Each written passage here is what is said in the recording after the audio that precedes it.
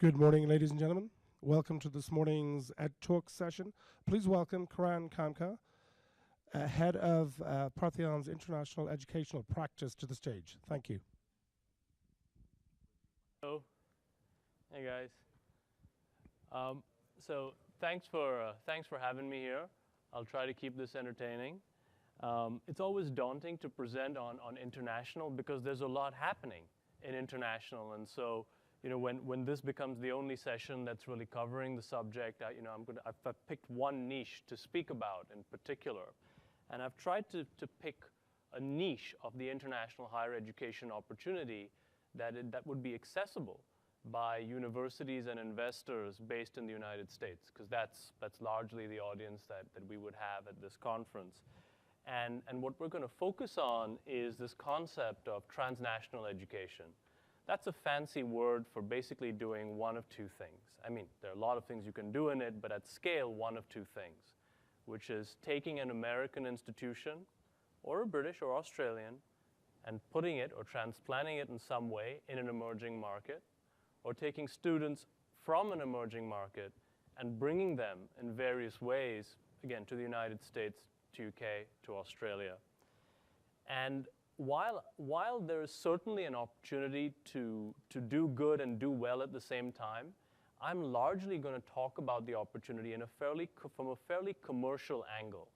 But I don't think that this will be at odds with the mission of a public or a nonprofit university, because the ability to help students either in their home country or in the United States is evident from the service that you would then provide them.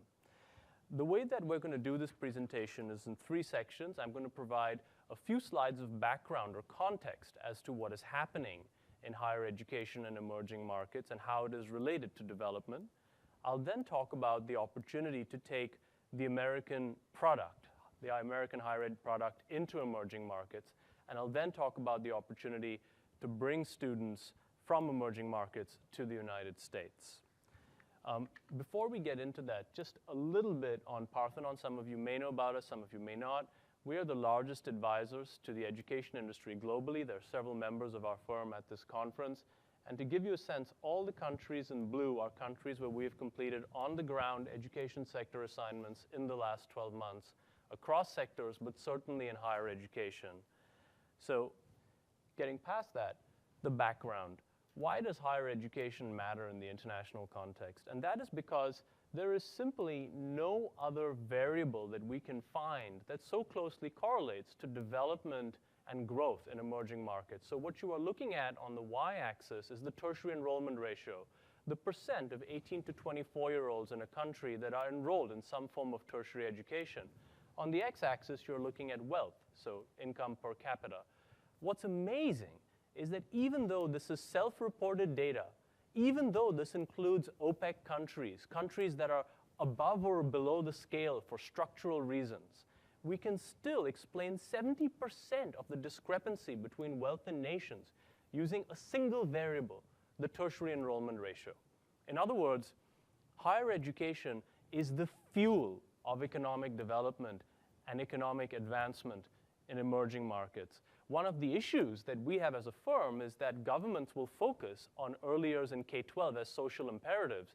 But in fact, in many of these emerging markets, they will put students through the K-12 system at a massive social cost and then let them drop out of the system through inadequate higher education provision.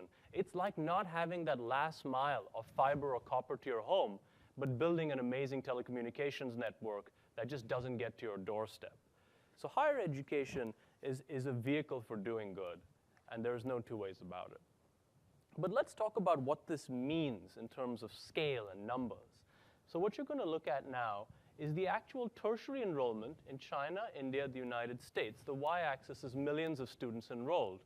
This year is a little bit of a landmark year where actually both India and China will have larger higher education systems than the United States. Now, what's amazing, though, is that despite India and China exceeding the United States in terms of higher education, China's tertiary enrollment ratio is still only 26%. India's is 18%. In other words, for India to become even a middle-income country, we will need between 35 to 45 million students enrolled in higher education. And so before I get to the very commercial part of this presentation, the social impact of having, between India and China, 80 million students in higher ed, think about how much faster we can go about research and innovation. Think about how much faster we can solve the world's problems. Not because kids there are smarter, but because there are just more of them going at the same issues that we need to solve as a society. So if we can just quickly tick through that. And again, you know, there are various ways for investors and universities to engage in emerging markets in higher education. And we're just listing a few over here. So there's faculty exchanges, there's student exchanges. There's a lot that you can do, joint research programs.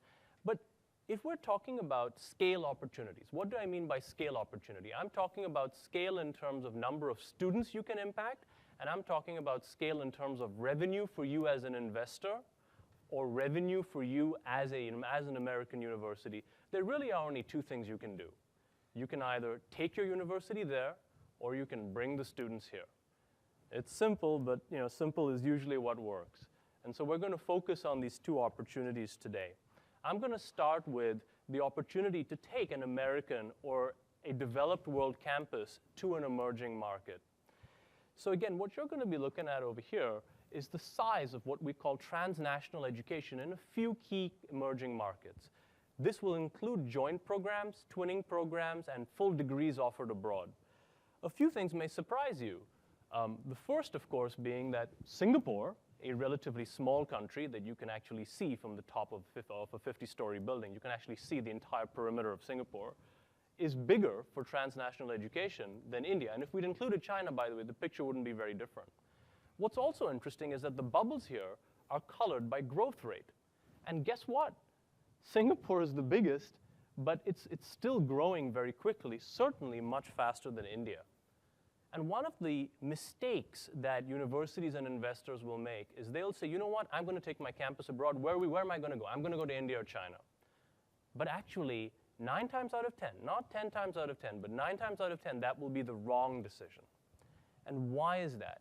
You know, I just spoke about how many kids have to go to college in India and China. Why is it a bad idea for you to go there? And the reason for that is your product is too expensive for these markets. So let me explain with some data. What you're going to look at now is this concept of a payback period. Now, this concept in the United States is often used as a lifetime discounted payback. In emerging markets, you can look at it in a much simpler way. In other words, how long does the entire degree, tuition, room, and board, take to pay itself off after graduation? And if we look at local private universities in India, Vietnam, Malaysia, and Indonesia, you can see that it's between 2 to 1 year. In other words, it's extraordinarily efficient as an investment. It pays itself back in just cash in between 2 to 1 year. If we then take the payback period for a transnational education program, it's much longer. But notice the gap between a local program in India and a transnational program in India, and compare that with Vietnam, Malaysia, and Indonesia. In other words, the discrepancy between the price of a foreign program in India, even if it is 1/2 or 1/3 of what it is in the United States, and the salaries you can then get afterwards, is too great to be bridged as a rational economic decision. Now you could say, but hey, aren't there lots of Indian students coming to the United States? They are, but they're paying you in dollars, and after they finish the education, they can earn in dollars. Over here, they're paying you at, let's say, 1/2 or 1/3 the rate that they would pay over here, but they're earning 1/8 or 1/10 in rupees. And so this discrepancy is just simply too large in India. And one of the reasons, by the way, that the discrepancy is lower in Vietnam, Malaysia, and Indonesia is a variable that's sort of sitting in front of our nose, but a lot of people don't consider, which is if you study at a foreign program in Vietnam, Malaysia, Indonesia, one of the tangible benefits to you is that education is provided to you in the English language, which makes you more employable by multinational companies and gets you a higher salary. For all of the problems India has, one problem it don't got is English. Higher education is delivered in English in India, and hence you don't make up that cost of higher education through a higher salary afterwards, because everybody coming through the higher ed system will speak English. But you could ask yourself a question, which is, hey, but why would I ever do transnational education if the payback period is longer? So we did another piece of math, which I doubt parents do, but it somehow seems to work, which is we looked at the present value of the salary differential against the incremental cost of a transnational education program. And what you can see is it's amazing. It's as though the parents and students sat and did the arithmetic, because it is only in India, and China would come out the same way, by the way. There would be less of a differential, again, because of the English language as a bump up or an added value you would get with a Western degree. But what happens is effectively the present value of the salary differential is such that in Vietnam, Malaysia, and Indonesia, it is the economically rational choice to enroll in a foreign higher education program, even if it is twice the price of a local private university. It is not the economically rational choice to do so in India. It is a mistake. You should stick with a local private university. And in terms of how Western campuses have succeeded abroad, and I'll talk about that for a moment, and then I'm going to talk about American universities abroad. Again, the reality is, and now we're going to look at the United Arab Emirates. So if you look at the UAE, and if you looked at private higher education in the UAE, here are two numbers that would come to mind.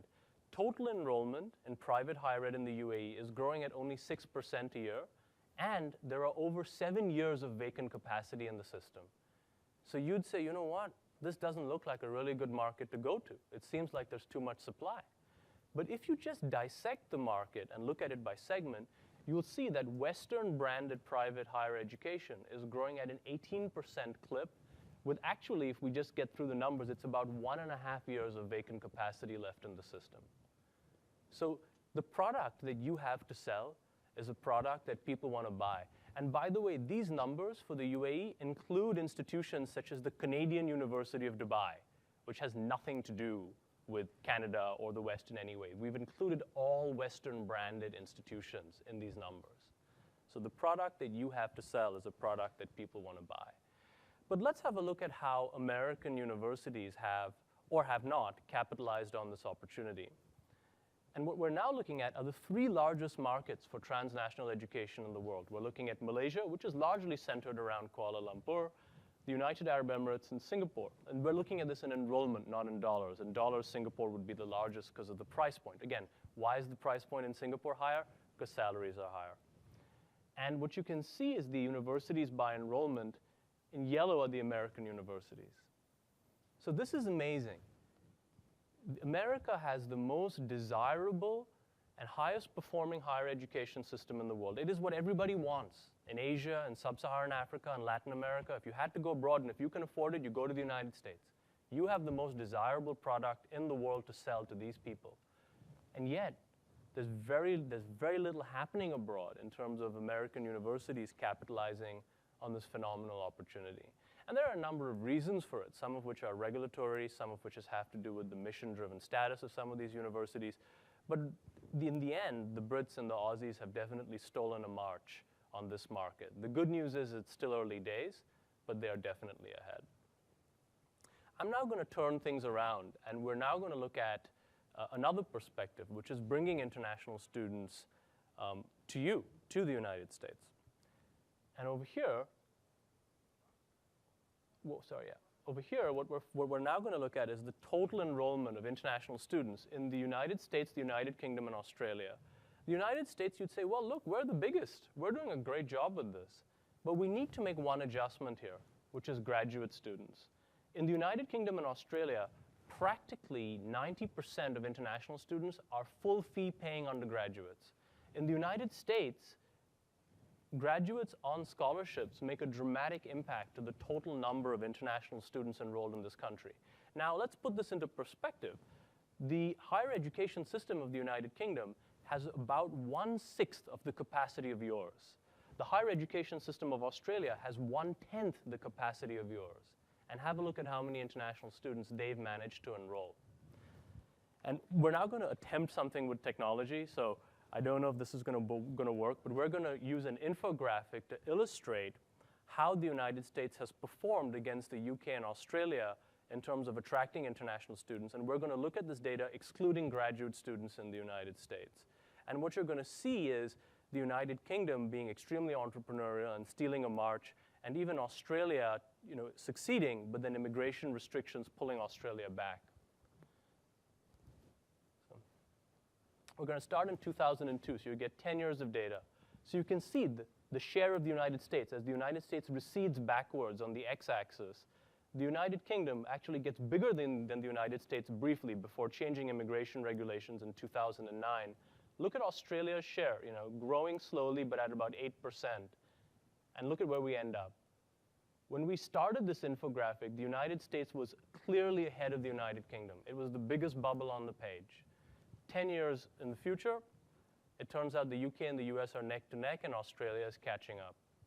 Let's now look at it another way. Let's have a look at where students are coming from, and that's an even more dramatic story. So when we start looking at that data, give me a second.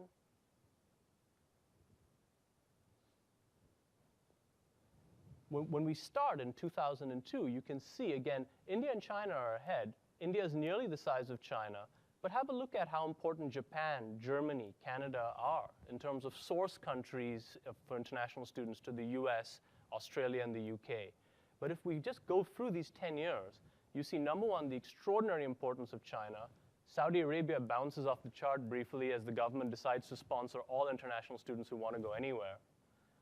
But look at where we end up. And so it's pretty straightforward that, as emerging markets grow and as affordability grows, you see more students choosing to leave that country for an opportunity in a developed market. And by the way, you can download these infographics from our website if you want to view them later and study them. And the reality is that American institutions, again, have not actively pursued recruiting international students in the most scientific way. You saw the numbers earlier on. But here are some of the pragmatic realities of recruiting international students.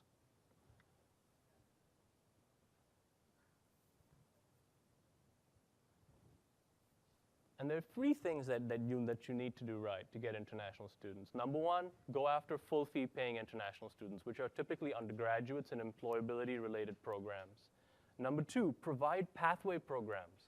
You've got a lot of bright kids in emerging markets who are math and science geniuses, but their English needs a bit of a brush up. They don't know how to fill an application for an American college because you're asking questions like, what motivates you? Those are questions that may be fairly straightforward to an American student, but to a kid from India or China who's been doing log tables his whole life, they have no idea what that means. And the other thing is using agents to recruit international students.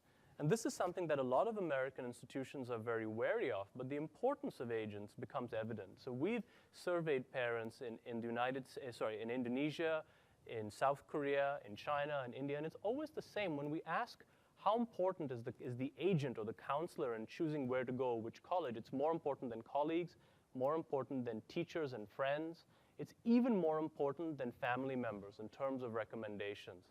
And when we have a look at how parents select which counselor to go to, overwhelmingly, it's how informed is the counselor. But herein lies a little bit of a paradox, because most counselors at study abroad agents have never visited the country that they're selling, have not taken an education in a Western institution. It's like asking a car salesman to sell a BMW or a Toyota or a Lexus when they've only ever driven in a Trabi. So the reality is that educating agents on the product is extraordinarily important, because they have no idea what they're selling, but yet if they knew what they were selling, that's what would make parents choose that particular agent in the first place. And what we recommend is a lot of sales support for agents, which includes in-office visits, good responsiveness, high-quality marketing materials. This, by the way, would require having an on-the-ground sales force. Again, within the product offering the kind of courses that make sense for an international student. And incentives matter relatively little, because while the agent, the company, may benefit from a higher commission, the actual study abroad counselors are compensated 80 to 90% purely on volume, not on value of sale. So, in a nutshell, that's what we had for you. And again, you can email Roisin at the address at the bottom to get the infographics to download. And I think we now have just a little bit of time for Q&A. I wondered if your work had parsed, sorry, I'm always shouting. I wondered if your work had parsed the nature of the institutions at all, in terms of, whether they're elite or not elite, or, public or private? And obviously the brand identity in foreign markets must vary tremendously. So a few figures. Over 60% of international students in the United States are enrolled in institutions that are not ranked in the top 200. So that should be really straightforward as to where these kids are. In fact, there's an FT article that we co-wrote on this subject, and it's available on our website. I think the quote that the journalist lifted from me is we can sell Bolton like it's the south of France. And if you've ever been to Bolton in the UK, you'll know what I'm talking about. But the fact is that when it comes to institutions abroad, the student or the parent will be able to name 3 or 4 colleges in the US, Harvard, Stanford, Princeton. In the UK, they'll be able to name Oxford, Cambridge, maybe the LSE, and that's it. And everybody else is who you say you are.